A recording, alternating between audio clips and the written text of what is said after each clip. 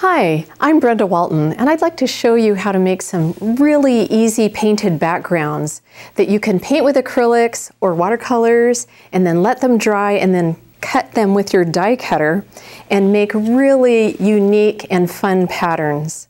I always spend a lot of time looking for just the right decorative paper, and now I realized I can just make my own really simply. So I'm going to show you how now.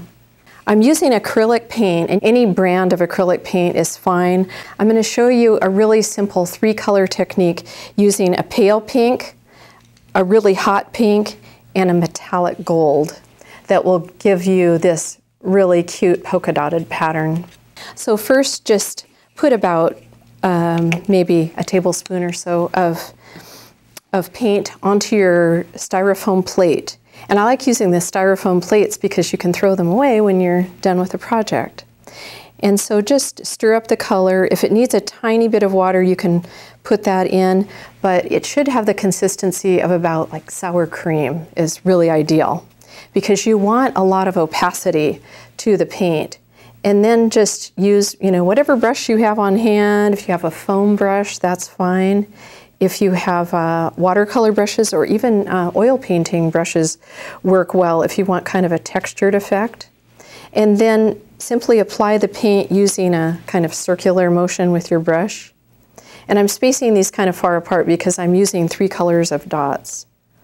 So this is really cute, and it would be adorable for, say, a baby shower or a fun little birthday. You could use it for gift wrap, or as I've done, you could use the dies and cut a really cute bow or a flower or a notepad cover, just using this same decorative paper.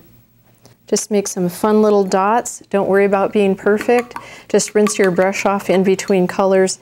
And then also I like to pretty thoroughly dry the brush in between colors. Otherwise the next color will get diluted. And it's nice to have control over the opacity of the color.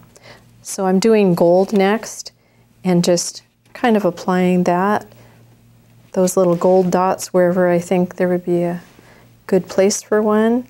And you can see there's a lot of texture in this.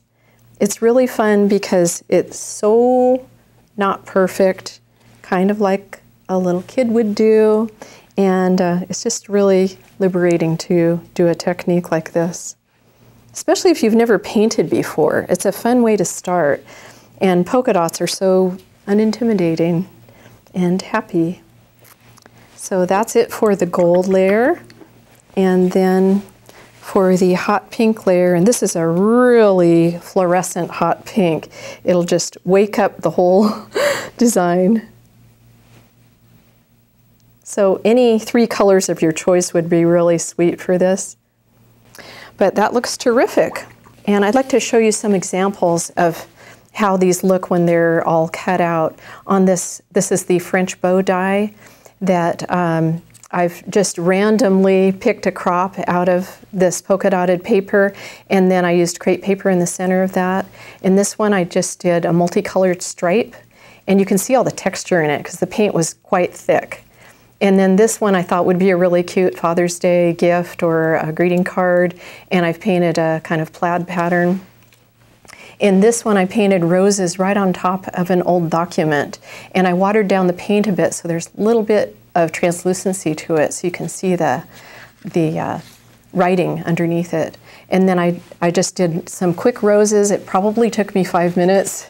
And this one I just put spots of paint on the paper and kind of scrambled them up. Do you think you can do that? Yes. And then this last one, I painted a rose, let it dry, and then ran it through my Big Shot machine using one of my textured impressions. And it's a really wonderful effect. It would be a great cover of a greeting card, or you could collage this into a scrapbooking layout. There's so many things that you can do with these, and I hope you have a lot of fun with this technique. Happy crafting.